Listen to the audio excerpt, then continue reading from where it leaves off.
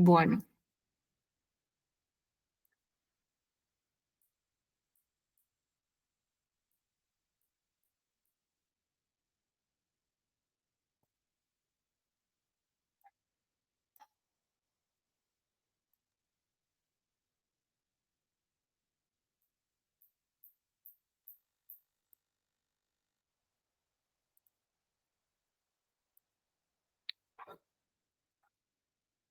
hoy nos toca hablar de lo que es el trauma ocular.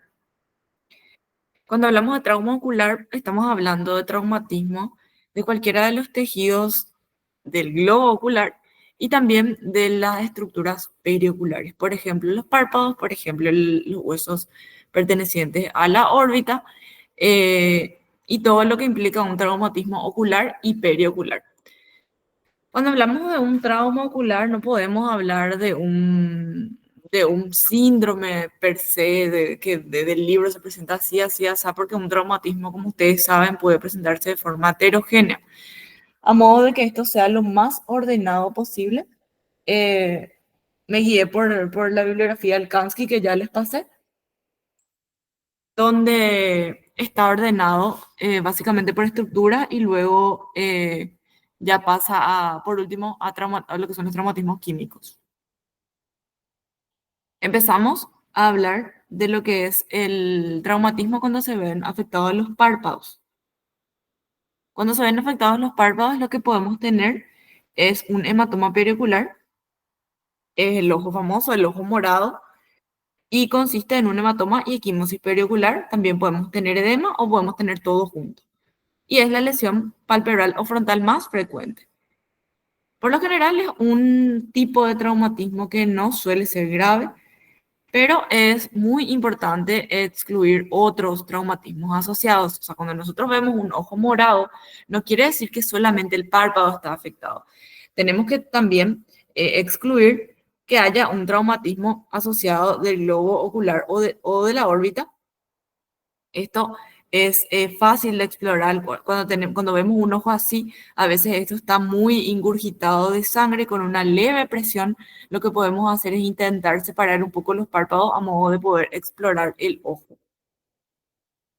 También tenemos que explorar palpando las estructuras orbitarias para diagnosticar si existe una fractura del techo de la órbita en el que a veces se puede encontrar una hemorragia subconjuntival que no tiene límite superior.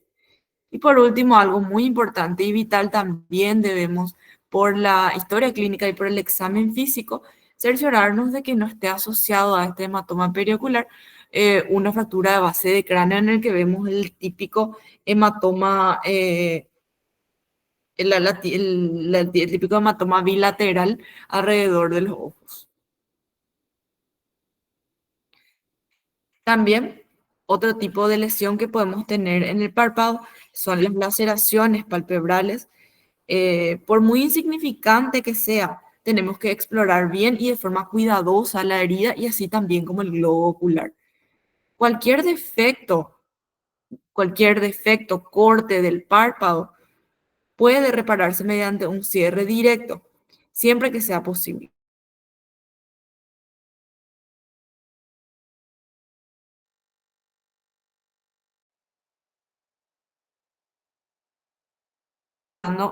Aquí a mí me sale que alguien está desactivando mi audio. No sé si no, si es sin querer.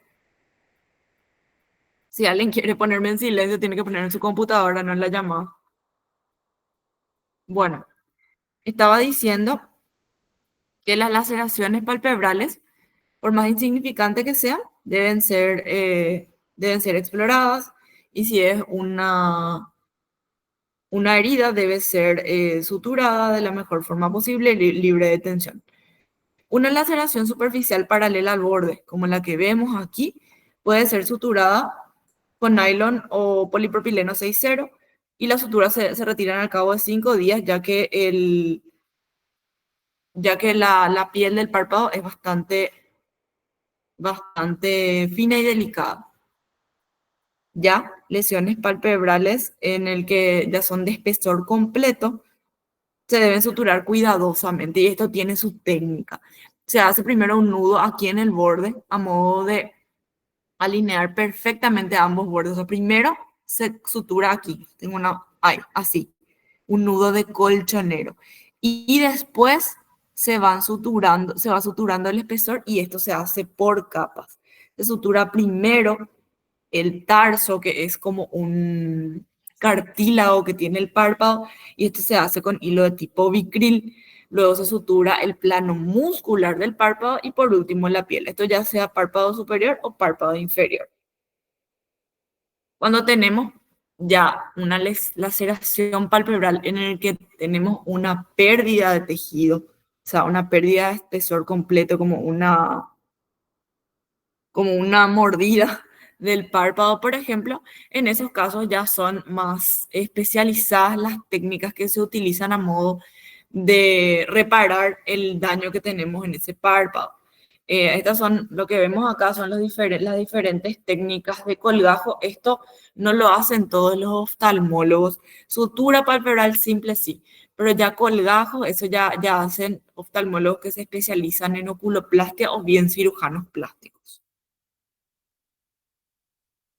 También cuando tenemos una laceración palpebral hay que tener en cuenta que muchas veces podemos tener una laceración canalicular, eso quiere decir una lesión en las vías lagrimales, en los canalículos lagrimales, y en este caso lo que se hace es colocar una sonda a modo de mantener ese canalículo lagrimal. ¿Qué pasa si mi paciente viene con una laceración palpebral en la que está lesionado mi canalículo lagrimal y esto no se sutura a tiempo porque de repente se piensa que, no, que es una lesión pequeña, que no pasa nada? Este canalículo lagrimal va a terminar estenozándose y el paciente va a tener lagrimeo de por vida. Entonces, es muy importante que si ustedes reciben en la urgencia pacientes con una lesión palpebral, por más pequeña que sea, se les mande a evaluar. Hace un tiempito nomás yo recibía en realidad fotos de un paciente que estaba muy lejos de Central, me parece que estaba hacia el interior, era un bebé al que se le lesionó, justo tenía una lesión en esta parte y la pediatra me decía, ¿será que se puede quedar así porque es bebé, porque estamos lejos? Y realmente de ningún modo, y menos si es un bebé, porque si tenía una lesión, era una lesión cortante de espesor completo en el párpado, claro que eso se va a cicatrizar solo, pero a ese niñito le condenamos a que de por vida tenga lagrimeado, porque es muy difícil ya, luego de que eso se cicatrice, volver a hacerle un conducto lagrimal nuevo. Entonces, siempre que ven una laceración palpebral, por más de que no les parezca grande, por más de que no les parezca importante, deben derivarla a los servicios correctos a modo de que esto se pueda reparar de manera óptima y no dejar al paciente con secuelas de por vida. ¿Alguna pregunta sobre las lesiones palpebrales? Bueno, vamos a seguir entonces con lo que son las fracturas. Sí, ahí, dame un segundo. Sí, ok, gracias. Eu tenho Bueno, uma pergunta, doutora. ¿cómo? Eu Disculpe. tenho uma pergunta, tenho. Sí, decime. Como um médico general, se chegar uma laceração assim, a única conduta que tenho que fazer é derivar para um oftalmologista? Si es, por ejemplo, a ver, una que es como que la que se ve aquí, que es así paralela al párpado, si es que vos sabés cómo suturar con un hilo bien finito y realmente ese paciente no tiene cómo ser derivado, sí se puede suturar. Los cirujanos suelen saber suturar también Certo. de la forma más estética posible. Y si no, es niño, ¿verdad? Si esto, por ejemplo, está, por más de que la lesión no sea grande y esto está mal suturado y se sutura con mucha tensión, el párpado puede terminar evertido. Es como que se estira y el borde del párpado puede levantarse y podemos generar al paciente a una lesión que se llama ectropion, que es el párpado virado hacia afuera, ¿verdad? Entonces, como te digo, sí, los cirujanos suelen aprender bien a suturar o de repente si aprendiste a suturar piel fina, podés tocar. pero si no saben suturar un párpado, yo les recomiendo que le envíen donde estén. Y más todavía, por favor, si es niño, que deriven a un oftalmólogo o a un cirujano plástico, a modo de que esto se resuelva de forma correcta y no le dejen al paciente con un hilo enorme. A veces ya recibimos pacientes con hilos enormes que realmente mal reparados y que eso cicatrizó mal y fue una cirugía mucho más grande la que tuvo que recibir. Entendi isso. Graças, doutor. Bueno, ahora vamos a pasar a hablar de lo que son las fracturas de órbita. Cuando hablamos de fractura de órbita, hablamos de fracturas en cualquiera de las paredes de la órbita. Imagínense una pirámide con 4 paredes, o sea, con una base cuadrangular. Esa es la forma que tiene la órbita. Tiene un techo, tiene un piso, tiene una pared medial que está hacia la nariz y tiene una pared lateral que está hacia el lóbulo temporal. Estas convergen y se unen formando un vértice que está en la parte posterior, donde sale el nervio óptico. El hundimiento del piso de la órbita es la fractura orbitaria más común. Pregunta de examen. Ahí ya le estoy diciendo de otra vez la pregunta de examen. Tipo de fractura de órbita más común, hundimiento del piso de la órbita. ¿Por qué? Porque es la estructura más débil que tenemos. Es el hueso más fino, está en el piso de la órbita. Clásicamente está causada por un aumento brusco de la presión orbitaria por un objeto impactante que tiene un diámetro superior a la abertura orbitaria. Esto es decir, superior a 5 centímetros, que suele ser un puño o una pelota.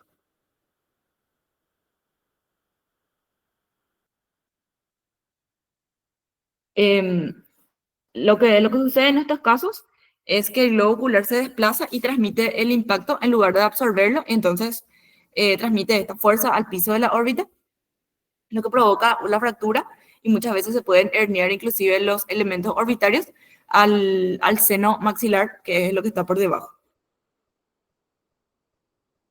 En ocasiones, este tipo de fractura puede asociarse a la fractura de la pared medial, que es lo que vamos a ver más adelante.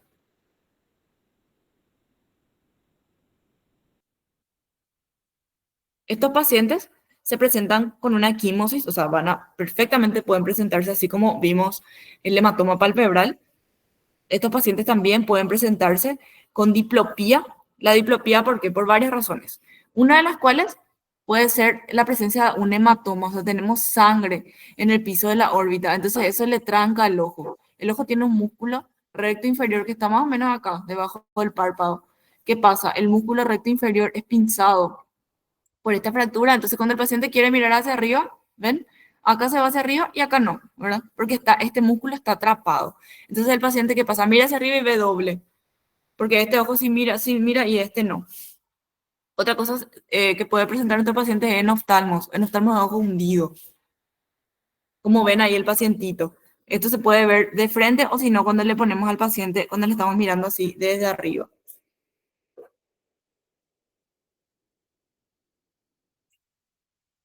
A medida que pasa el tiempo y esto no se repara, el enoftalmo puede volverse más grave e inclusive más difícil de reparar.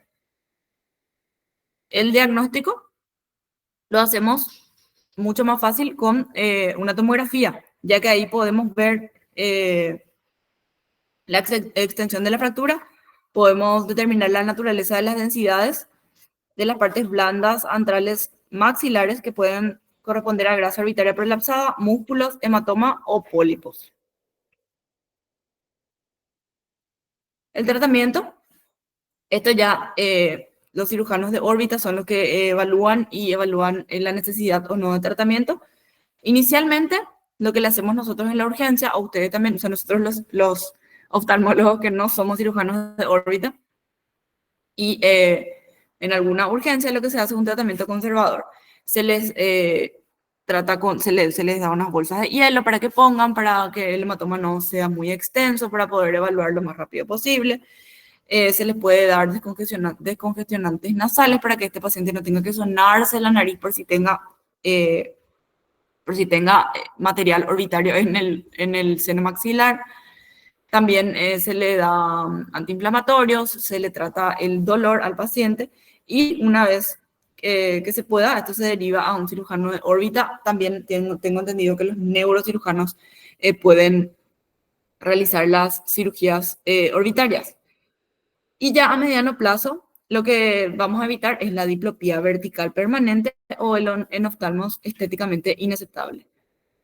Lo que se hace es una cirugía en la que se practica una incisión transconjuntival o subciliar, se levanta el periósteo desde el suelo de la órbita y se retira si es que existe contenido atrapado dentro del seno maxilar. Luego se repara el defecto ya con una malla sintética, que ellos son los que saben al respecto. Bueno, asociado, como ya les dije, al hundimiento del piso orbitario, también podemos tener una fractura por hundimiento de la pared medial, el segundo tipo de fractura más común, simplemente porque es la segunda pared más débil. Estos pacientes también se presentan con equimosis periorbitaria, también pueden tener enfisema subcutáneo, una motilidad ocular defectuosa. Y lo mismo, el diagnóstico también se hace con una tomografía de cráneo en el que se pueden observar mejor las partes óseas. Y acá vemos una fractura de pared medial asociada a un hundimiento del piso orbitario. Acá está lo que les decía: equimosis, enfisema subcutáneo, dificultad para la abducción, porque el músculo que vemos atrapado es el músculo recto interno. Entonces, esto evita que el paciente pueda abducir la mirada. Y el tratamiento consiste en la liberación del tejido atrapado y reparación del defecto óseo. Supongo que la técnica es la misma que la del hundimiento del piso. Más raramente, también podemos tener fracturas del techo orbitario, pero es mucho menos frecuente y suele presentarse con un hematoma del párpado superior y equimosis periocular. Esto se describe asociado a traumatismos en el que desde arriba fue lesionada la órbita con un objeto puntiagudo o cortante. Lo que hay que tener mucho en cuenta es la cercanía con el contenido encefálico, por lo cual hay que tener bien presente que no haya pérdida de líquido cefalorraquídeo por la lesión. Bueno, ahora sí, con lo que más estamos familiarizados todos los oftalmólogos es el traumatismo del globo ocular propiamente dicho. Aquí vamos a hacer una pequeña separación, pero primero vamos a hablar de las técnicas de exploración. Lo primero que tenemos que hacer en el momento de recibir ya los oftalmólogos, ¿verdad?, un traumatismo del globo ocular, es determinar la naturaleza y la extensión. Una buena historia clínica en cualquier traumatismo es muy importante: el mecanismo del trauma, hace cuánto tiempo sucedió, la exploración del ojo y también de las órbitas, y ya, de ser necesario, solicitaríamos unos medios auxiliares de diagnóstico. De lo más simple a lo más complejo, podríamos pedir una radiografía en la que ya podríamos a veces encontrar la presencia de cuerpos extraños intraorbitarios o intraoculares. Acá vemos un perdigón, por ejemplo, que está localizado aparentemente en el piso de la órbita. Mucho mejor para determinar tanto estructuras óseas de la órbita, así como también cuerpos extraños, especialmente cuerpos extraños metálicos, la tomografía computarizada de órbitas. También se podría pedir resonancia magnética para evaluar partes blandas, sin embargo, no está indicado si tenemos la presencia de un cuerpo extraño metálico. Y último, también podría servirnos la ecografía para identificar cuerpos extraños. En este caso, el cuerpo extraño es muy grande. A veces en la ecografía, cuerpos extraños pequeños, si tenemos inflamación dentro del ojo, no se puede identificar, pero sí suele ser muy útil porque inclusive en la presencia de cuerpo extraño. Esto puede estar acompañado de sangre, puede estar acompañado ya de un desprendimiento de retina, entonces es útil, realmente es muy útil. Bueno, trauma ocular contuso. Un traumatismo ocular contuso es un traumatismo por un objeto contundente. No quiere decir que sea un traumatismo cerrado necesariamente. Quiere decir que no es por un objeto cortante, penetrante, sino por un objeto contundente que puede ser cerrado o abierto. El mecanismo más común de este tipo de traumatismo es el golpe con pelotas pequeñas, con bandas elásticas, así también como con tapones de bebidas tipo fumantes y demás. Y lo que sucede en este caso es una compresión antero-posterior del globo ocular con una expansión en el plano ecuatorial que se asocia con un incremento de breve duración pero grave de la presión intraocular. El impacto generalmente es absorbido por esta estructura, que es el diafragma cristalino iris, y también la base vítrea, que se ubica en este lugar, y la lesión puede producirse además a distancia. Entonces puede producir lesiones tanto en el segmento anterior como en el segmento posterior.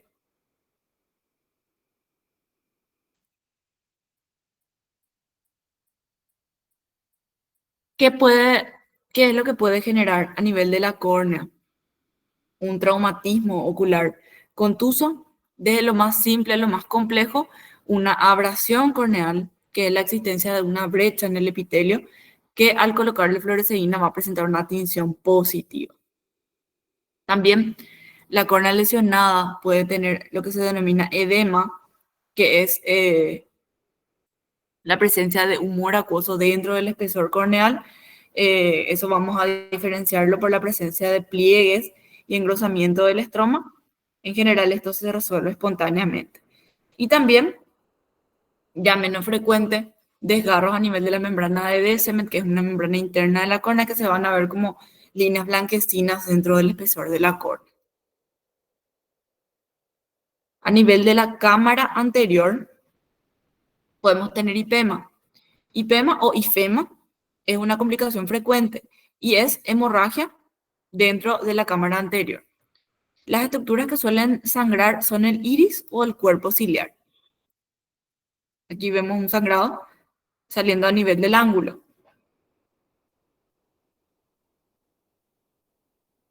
De forma habitual, lo que sucede acá es que los glóbulos rojos sedimentan en la parte inferior, dando un nivel líquido como vemos en la imagen. El IPEMA es muy importante de ser diagnosticado, clasificado y tratado a tiempo. Sangre en cámara anterior quiere decir inflamación. Inflamación en la cámara anterior quiere decir ángulo lleno de detritos celulares. Y eso solamente lleva a un aumento bastante importante de la presión intraocular. A partir de 50% de la cámara anterior en presencia de sangre es indicación de lavado de cámara anterior. O sea, quirúrgicamente hay que entrar por una pequeña incisión a este nivel y hay que lavar con una doble vía a modo de que la presión intraocular no me repercuta en un daño del nervio óptico. También es muy importante evitar que pase esto. Esta córnea rosada es una córnea con un IPEMA de días. ¿Qué pasó? El pigmento, la hemosiderina probablemente, se impregnó en mis células endoteliales, causándome una tinción corneal que puede ser inclusive irreversible. Por lo tanto, por más de que a veces el IPEMA sea pequeño y no se note demasiado, hay que tener bien observado a este paciente, ya que si esto no se reabsorbe enseguida o aumenta, hay que tomar cartas en el asunto.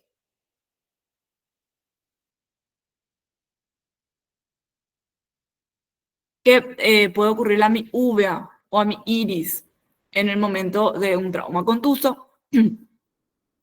Esto ya lo vimos creo que cuando vimos catarata traumática, el iris puede quedar comprimido. Este iris, en el momento del trauma contuso, ¡puc!, puede quedar comprimido contra la cápsula anterior del cristalino y dejar como una impresión de pigmento. O sea, esto en el momento del trauma, algo le empujó a este iris, el iris vino hasta acá, se pegó contra el cristalino y después volvió. Y dejó este sello de pigmento que se llama anillo de Bosius. También podemos tener en el momento del trauma lesiones del esfínter pupilar que se puede acompañar de falta de reflejo pupilar. Esto ya a modo de, puede ser permanente, o bien una lesión un poquito más leve, que lo que va a hacer es retrasar un poco más mi reflejo fotomotor. Y más grave ya podemos tener la dehiscencia del iris y del cuerpo ciliar desde su raíz.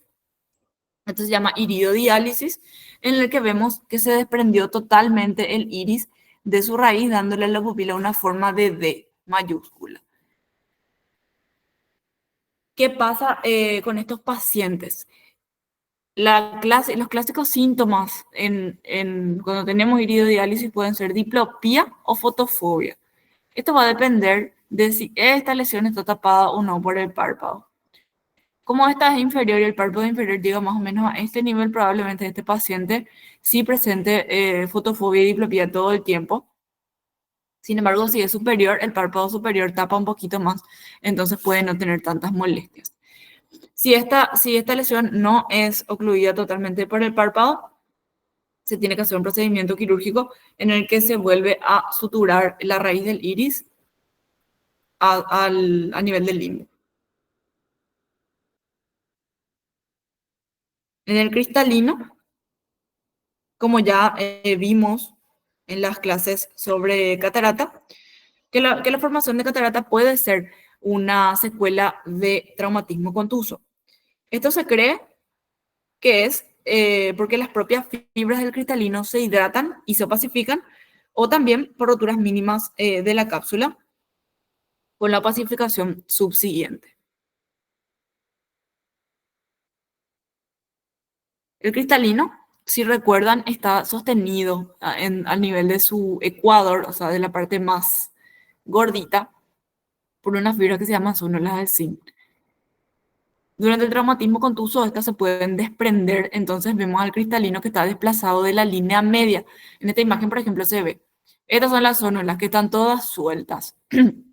Y acá vemos mi cristalino que está estirado hacia este lado donde tenemos mis zónulas sanas. Esto se llama subluxación del cristalino. Si este se desprende totalmente, y no encontré una imagen real porque es un poco difícil de observar, va a sufrir una luxación completa. O sea, el cristalino puede salir de su lugar. ¿A dónde se puede ir? O puede hundirse en mi ojo, que se llama luxación posterior, o puede pasar a cámara anterior, que es una luxación anterior. Es muy raro, el paciente tiene que tener predisposición, tiene que tener las células muy débiles o alguna enfermedad del colágeno para que esto pase, pero sí pasa, ya vimos también. Por último, y más grave, un traumatismo contuso puede derivar a una rotura del globo ocular. Por más de que el traumatismo no sea penetrante, esta compresión anteroposterior puede llevar a una rotura en las zonas más débiles. En la parte anterior, la zona más débil es cerca del canal de Schlemm, o sea, a nivel más o menos del limbo que sería este, acá donde está prolapsando mi iris. Podemos tener lesión del iris, del cristalino, del cuerpo ciliar, y también una rotura ocular posterior puede asociarse con una lesión poco visible del segmento anterior, pero puede sospecharse si vemos mucha asimetría ocular. Esto vamos a llegar a sospechar tomando la presión, o sea, si la presión está baja, quiere decir que en algún lugar está filtrando mi ojo, pero podríamos confirmarlo con estudios de imagen como ecografía, tomografía y resonancia magnética, teniendo siempre en cuenta que la resonancia magnética no debe ser hecha si estamos sospechando de un cuerpo extraño metálico. En el segmento posterior podemos tener el hemovitrio que ya le conocemos. Como recuerdan, son células hemáticas o sangre dentro del vítreo, dentro de la cámara posterior. Y veríamos células pigmentarias flotando en el vitrio anterior que puede o no asociarse a una rotura retiniana. También podemos ver la... ¿Puedo querer comer acá? ¿Venir? Ah, bueno, perdón. Bueno, también podríamos tener también una rotura retiniana o una conmoción retiniana, mejor dicho, que es una concusión de la retina sensorial que provoca una tumefacción turbia que contiene a la zona afectada, que da a la zona afectada un aspecto gris. Como vemos en esta imagen, es como un pequeño infarto, pero es transitorio. Por lo general, el pronóstico de esta concusión retiniana es bueno si este no es grave. Ya si es un poquito grave, si ya hay una lesión celular más profunda, suele quedarse una zona bastante importante de isquemia. Este es el tipo de lesión que ya vimos posterior a traumatismos contusos con corcho, por ejemplo, de la sidra y demás. También podemos tener una lesión a nivel de la coroides, que es la capa que está más profunda a la retina, dando lo que son las roturas coroides.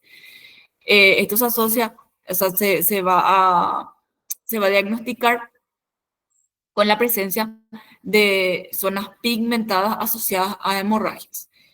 El pronóstico es bueno si está fuera del área macular. Si está en el área macular, es casi seguro que va a dejar una secuela bastante importante, ya que la cicatrización no es total. Y ya podemos también tener roturas o desprendimientos de retina, así como vimos en la clase de desprendimiento de retina, la diálisis de la retina a nivel periférico es típico de los traumatismos contusos. También podemos tener roturas que dependiendo ya de la gravedad van a necesitar uno u otro tratamiento. Vamos a pasar ahora sí a lo que es el trauma ocular penetrante. Este tipo de traumatismo es más frecuente en hombres. Perdón, ¿alguna pregunta sobre traumatismo ocular contuso? Doutora, eu tenho uma pergunta. Sí, decime. No caso da hemorragia anterior, Ujú. por exemplo, o paciente tem hemorragia anterior, ele Sí. vai dormir uma hora e vai deitar, né? Esse sangue, ele não passa para a parte posterior do No, olho? no, no pasa porque tenemos una cápsula, por la cápsula del cristalino separa ambas cavidades. Sin embargo, la posición que solemos indicar a esos pacientes es una posición semisentada y reposo. También le solemos dar algún antiinflamatorio, porque ¿qué pasa? Esa célula, esa sangre queda así reposada como vemos en la... A ver. Ay, la sangre queda así reposada cuando el paciente está quietito, pero el paciente se mueve y esto se mueve como cuando diluimos jugo en un vaso, o sea, esto va a diluirse con el humor acuoso Uhum. y es peor. Entonces a estos pacientes le indicamos reposo, antiinflamatorios y esperamos que reduzca el nivel sanguíneo. Si esto aumenta, quiere decir que hay un sangrado activo y hay que entrar. Pero el reposo semisentado luego le solemos indicar. No pasa en la cámara posterior, pero sí se diluye y es peor. E é bom manter ele sentado, então, Sí, posición semisentada. certo? Por ejemplo, si duerme, le que duerma con unas almohadas. E na hemorragia posterior, então, ela estaria ali na região do vítrea, no humor vítreo. Exacto, Ah, sim. exacto, exacto. Así mismo. Tá bom, graças. Gracias a vos.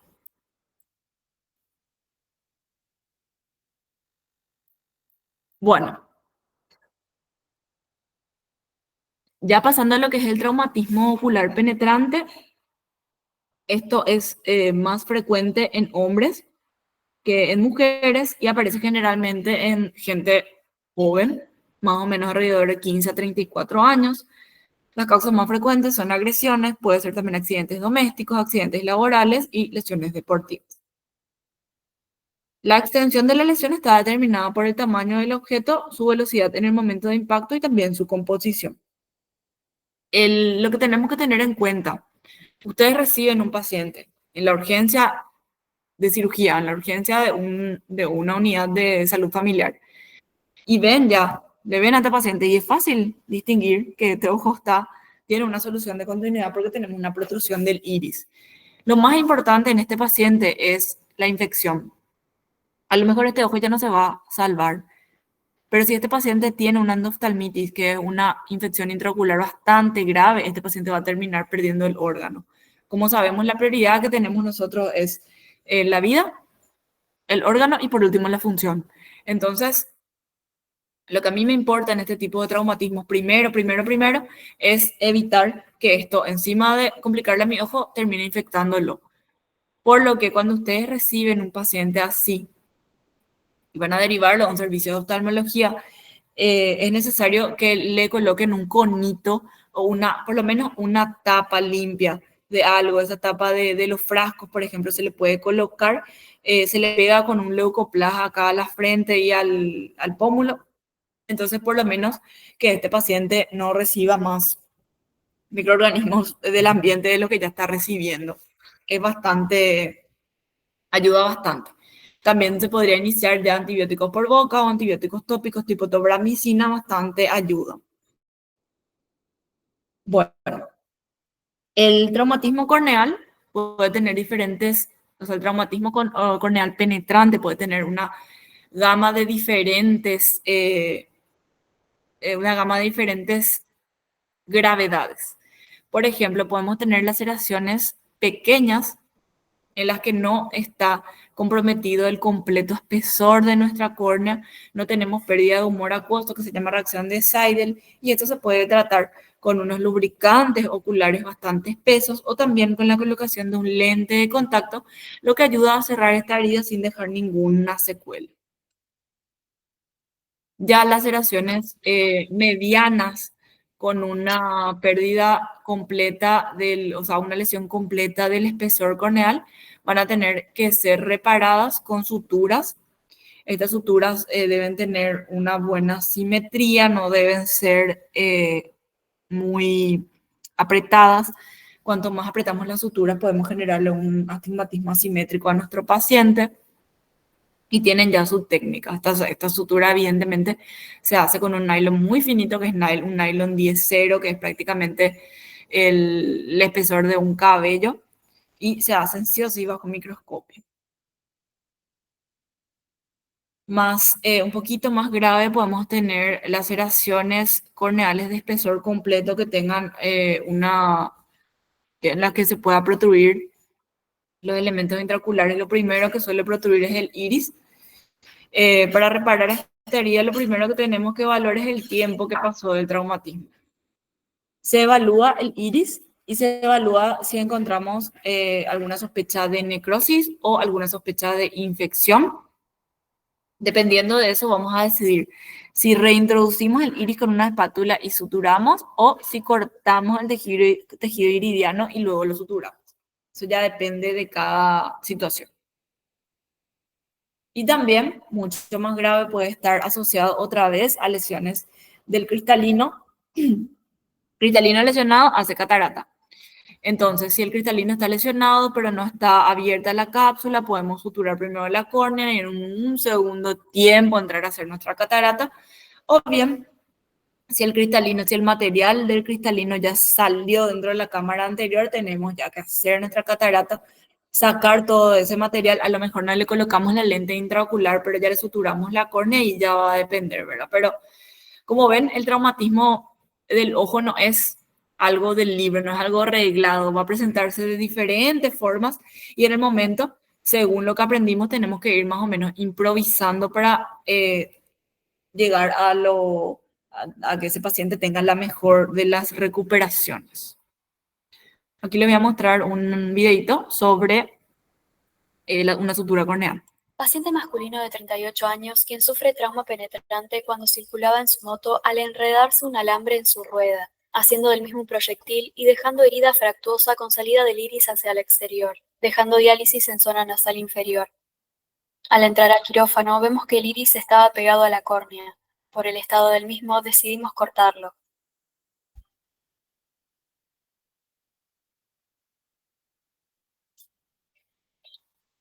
Siempre que se sutura la córnea, hay que unir el tejido respetando la anatomía original. Con nylon 10-0 hacemos 3 lazadas para realizar el primer nudo. Luego realizamos 2 puntos simples para cerrar la herida. Una vez hechos los 3 nudos, enterramos el punto en la córnea y cortamos el hilo remanente. La córnea tiene un espesor de entre 500 a 600 micras. En estos casos es más gruesa a causa del edema. La idea es pasar la sutura por el 80% del espesor corneal, sobre el estroma más profundo para lograr un buen cierre. Tratamos de que los puntos centrales sean más bien cortos para originar el menor astigmatismo posible. El paciente no solo rompió la córnea, sino que también rompió el cristalino, provocando catarata traumática, la cual se resolvió en un segundo momento. Terminamos con una burbuja de aire para que el iris no se pegue a la herida. Lo más importante ante una ruptura del globo ocular es cerrar la herida. Las reparaciones secundarias se realizan luego de tener un ojo más estable. Esto asegura menor sangrado y trabajar con córnea transparente y menor inflamación. Administramos antibióticos y antiinflamatorios. Como conclusión, en las urgencias oftalmológicas, la prioridad es el cierre del globo ocular. Recién estabilizado el mismo, en un segundo momento se puede pensar en reparar las estructuras dañadas. Paciente más. Bueno, es lo que les decía, ¿verdad? Generalmente lo que se hace primero es tratar la urgencia, que es un globo ocular abierto, propenso a infecciones, y ya luego eh, vamos a tratar las cosas secundarias. Depende mucho de cómo se presenta nuestro paciente. Bueno, la herida también podemos tenerla en la esclera, que es la parte blanca. La lesión escleral puede presentar mayor o menor gravedad dependiendo de si se encuentra más cerca del limbo, que es anterior a lo que se llama hora serrata, o más lejos del limbo, que es posterior a la hora serrata. La hora serrata es donde inicia la retina. Visto desde adentro del ojo, la retina inicia más o menos a este nivel. Entonces, cuando tenemos una lesión en la esclera, una lesión penetrante en la esclera, por delante de la hora serrata vamos a tener una perforación de la esclera, pero no vamos a tener una lesión de la retina.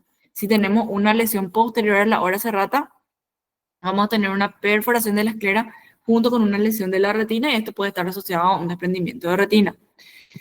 Las lesiones esclerales se reparan mediante suturas. También se introducen al ojo las estructuras protruidas, tanto iris como uvea y vítreo, pero si esta lesión es posterior a la hora serrata y ya sospechamos que la retina va a estar en este trauma, entonces lo que se hace es explorar la retina en un segundo tiempo y evaluar si se necesita un procedimiento secundario, como por ejemplo una vitrectomía o colocarle láser al paciente. La retina, el paciente con un traumatismo penetrante, como les decía, por ejemplo, un traumatismo escleral penetrante por posterior a la hora serrata, puede presentar un desprendimiento de retina. Esto es secundario a una tracción traumática por incarceración del vitro a la herida, y la presencia de sangre en el interior del vitro, que actúa como estímulo para la proliferación de fibroblastos a lo largo de los planos del vitro encarcerado. La contracción de dichas membranas da lugar a un acortamiento y un efecto de rodadura de la retina sobre sí. Es como que se arruga la retina y finalmente termina por desprender, como vemos en la imagen, por una tracción. Un traumatismo penetrante podemos tenerlo también por el ingreso al ojito de un cuerpo extraño intraocular. El cuerpo extraño intraocular traumatiza al ojo mecánicamente, también puede introducir una infección, como estaba diciendo, o también, dependiendo de la naturaleza del cuerpo extraño, podemos tener efectos tóxicos sobre las estructuras intraoculares. Cuando encontramos en el ojo un cuerpo extraño, se puede localizar en cualquiera de las estructuras, tanto en cámara anterior como en la cámara posterior. Los efectos mecánicos importantes pueden ser la formación de catarata, puede ser una lesión capsular, puede ser una licuefacción vítrea y también hemorragias y desgarros. Más graves, el tipo más grave de cuerpo extraño que podemos tener son los cuerpos extraños orgánicos, ya que los microorganismos que vienen con este tipo de cuerpos extraños son mucho más lesivos que otros tipos de microorganismos. La forma de, si es que no se ven directamente, la forma de diagnosticar es mediante, ya dijimos, la tomografía computarizada en la que podríamos localizar exactamente dónde se encuentra este cuerpo extraño. A veces inclusive puede haber atravesado todo el ojo y estar alojado a nivel de la órbita y esto se extraería dependiendo de su localización. Por último, vamos a hablar de lo que son los traumatismos químicos. Los traumatismos químicos suelen ser relativamente banales. Algunos pueden producir inclusive, pero algunos pueden llegar a producir ceguera. La mayoría son accidentales y solamente algunos pueden ser secundarios a agresiones. La mayoría, como les dije, pueden presentarse en el entorno laboral y el resto en el hogar. Los separamos según la naturaleza del químico lesivo, como por ejemplo pueden ser ácidos o álcalis. El tipo de traumatismo más común es con álcalis, ya que la mayoría de los productos que tenemos en casa son de pH alto, o sea, básicos, álcalis. Y también es el tipo de traumatismo químico más grave, ya que los álcalis tienen una mayor capacidad de perforación e ingreso a las estructuras intraoculares. El daño por lesiones químicas puede presentar una gama de diferentes lesiones, como por ejemplo puede ser una necrosis de células epiteliales, conjuntivales y corneales con disrupción y oclusión de la vascularización límbica. A este nivel se encuentran las células madre corneales. Un traumatismo químico grave puede llegar a matar esas células madres y por lo tanto cuando tenemos una lesión en la córnea, esta no se va a reparar sola y la conjuntiva va a venir acá a tapar y vamos a tener una conjuntivalización corneal. También podemos tener alteraciones, una penetración más profunda por descomposición y precipitación de los glucosaminoglicanos, lo que va a provocar una opacificación del estroma corneal. Inclusive esto puede llegar a entrar en la cámara anterior y lesionar el iris, el cristalino, lesionar también el cuerpo ciliar y llevar mucho más, o sea, de forma mucho más grave, llegar a una perforación y una tisis bulbi. Una lesión a nivel de la conjuntiva con una posterior cicatrización sin un seguimiento puede hacer que esto cicatrice pegado, o sea, la conjuntiva se pegue con el párpado inferior. Esto se llama cimblefarum y es de resorte quirúrgico, o sea, la reparación es de resorte quirúrgico. Y también podemos tener algo mucho más grave, ya se da a largo plazo por una cicatrización, que es un ectropión cicatrizal. Como vemos, el párpado inferior está evertido hacia afuera, probablemente porque hubo una quemadura de la piel a este nivel.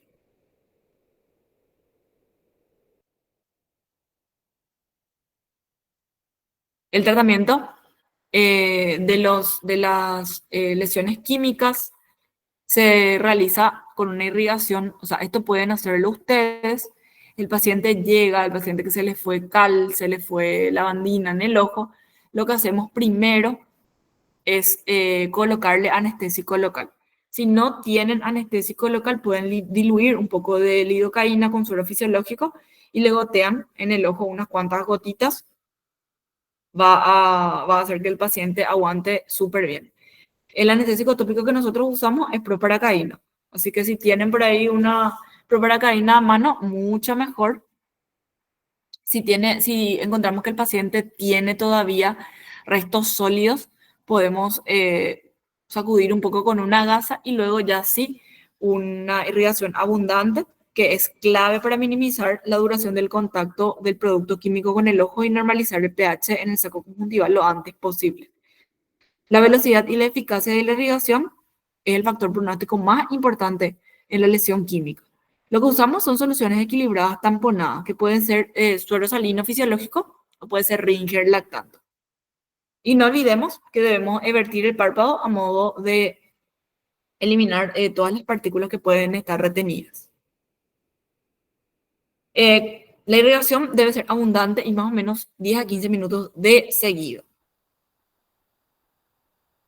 Ya más adelante se va a evaluar, o sea, esto ustedes pueden hacerlo antes de derivar y ya más adelante lo que nosotros hacemos es evaluar, estadificar, colocar antibióticos, corticoides, tratar el dolor y ya dependiendo de las secuelas que deje esa quemadura química, vamos a ver qué es lo que tenemos que reparar, si es que amerita una resolución quirúrgica, por ejemplo, operar el ectropion, por ejemplo, operar el Symblepharon, por ejemplo, trasplante de córnea si ya es más grave, o si me provocó una catarata, o también si el paciente sufrió una lesión a nivel de las células madre limbares, eso tiene un trasplante de células limbares que también se puede realizar. Eso ya es muy heterogéneo de acuerdo al tipo de químico, de acuerdo al tiempo de exposición y de acuerdo también al tratamiento realizado en la urgencia. Y eso es todo. ¿Alguna pregunta? Última pergunta, doutor. Sí, Não sei se no Brasil é muito comum, acredito que no Paraguai é o mesmo, de lesões por penetrante por a maquita, los discos de las maquitas. es. Sí, sí, claro que es. E já escutei que como os médicos mesmo retiram, tá?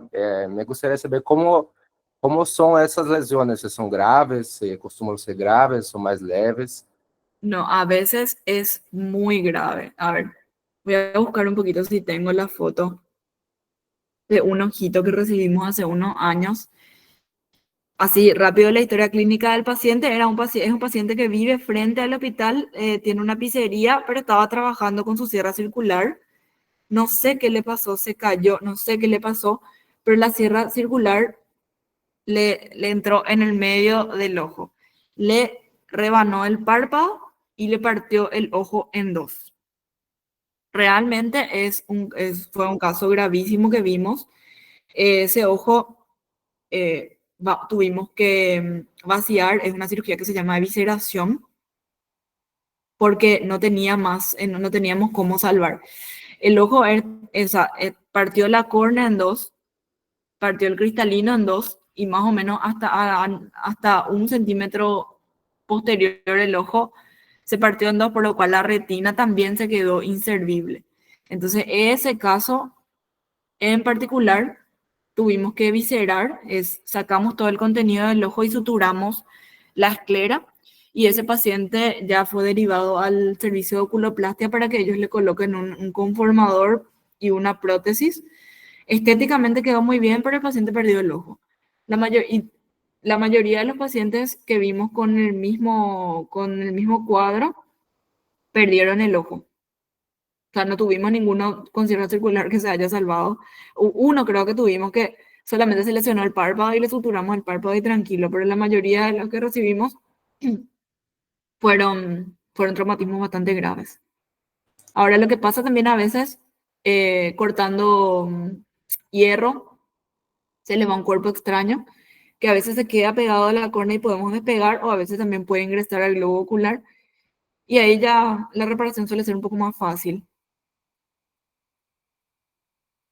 Sim, creio que para vocês chegam os casos mais graves, né? Sí, Porque en mi servicio. como a minha irmã que trabalha, ela disse que é muito, como hace toda semana, se retira corpos metálicos ou pedacitos pequeños. Sí, sí, realmente es algo que vemos siempre. El cuerpo extraño metálico es algo de todos los días. Hoy nomás ya se quedó en un consultorio así, ni siquiera en el hospital, en un consultorio privado. Pero en el hospital otra vez llegan casos así mucho más graves como ese que les conté de la evisceración. No estoy encontrando ahora la foto, estoy buscando acá mi teléfono. No estoy encontrando ahora la foto, pero fue un caso así súper que recordamos muy bien porque era un paciente muy joven y nos dio mucha pena que pierda el ojo, pero fue imposible. Pero posteriormente le derivamos con una buenísima especialista en oculoplastia y la reparación estética fue perfecta. O sea, o sea, vos le miras al paciente y notas que algo tiene el ojo, pero es mínimo. O sea, Sim. tiene una Pelo menos. prótesis.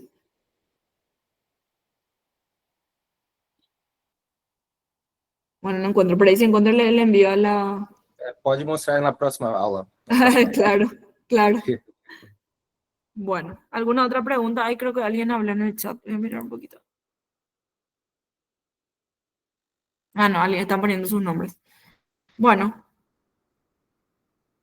acá tengo, a ver, voy a poner un poquito mi... Vamos a ver si se ve.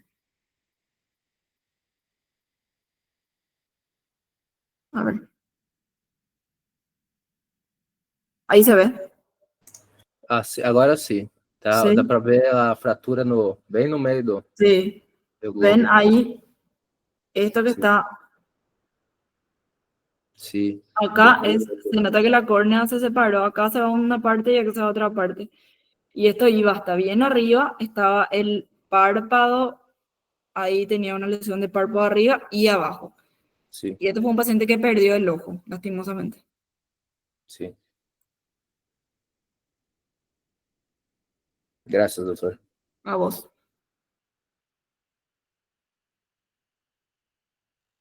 Doutora, deixa eu só dizer algo mais. Sí, sí, Escutei sí. muitas pessoas reclamando del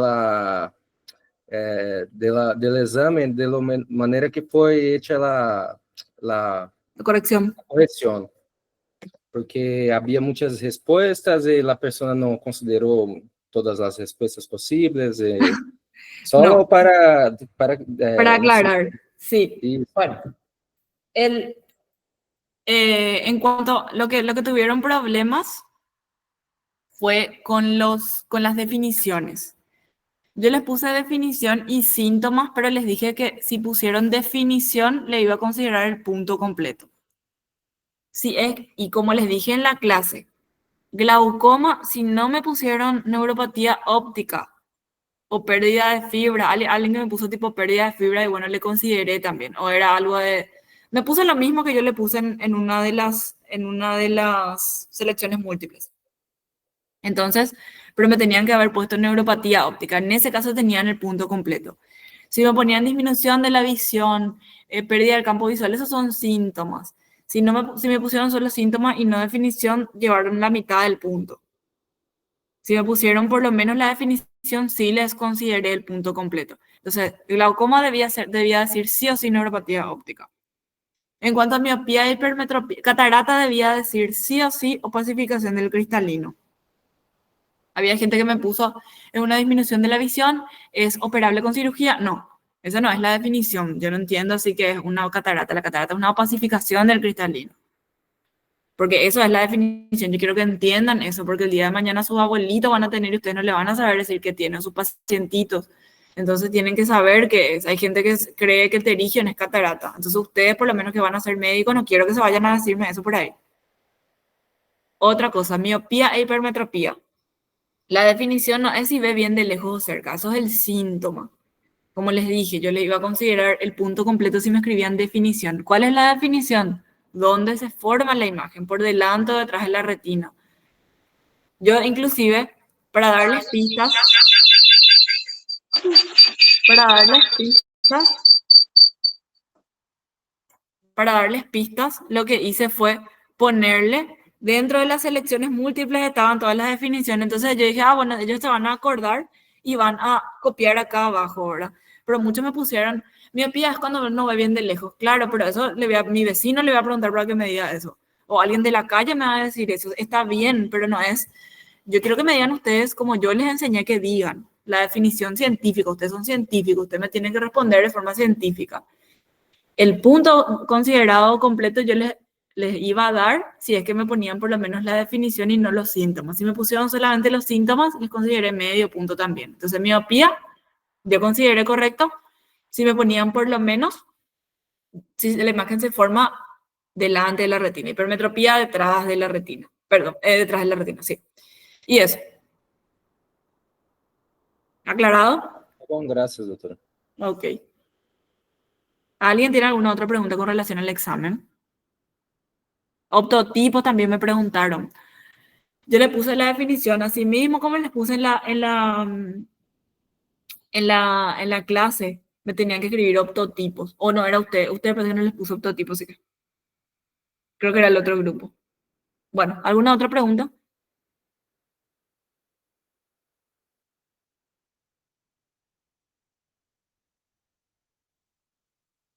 Bueno, entonces, igual me pueden hacer llegar más consultas con relación al examen si es que tienen por medio de sus delegadas. No hay problema, yo igual me estuvo mandando, creo que alguien de la parte académica de la facultad, algunos exámenes y estuve leyendo todos con detenimiento. Casi a todos les consideré por lo menos medio punto. Así que no se deben quejar.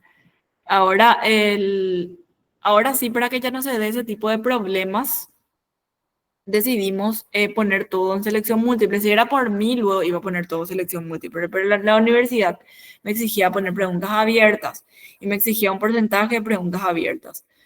Para no complicarles tanto la vida, le puse selección múltiple en el recuperatorio y también falso y verdadero, que es lo más fácil que existe porque solamente tenía que escribir o falso o verdadero, 50% de posibilidades de acertar.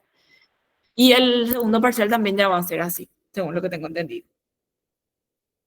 Entonces, si no tienen ninguna otra consulta, voy a dejar conectado para que puedan ir poniendo sus nombres y nos vemos la semana que viene. Gracias y buenas tardes.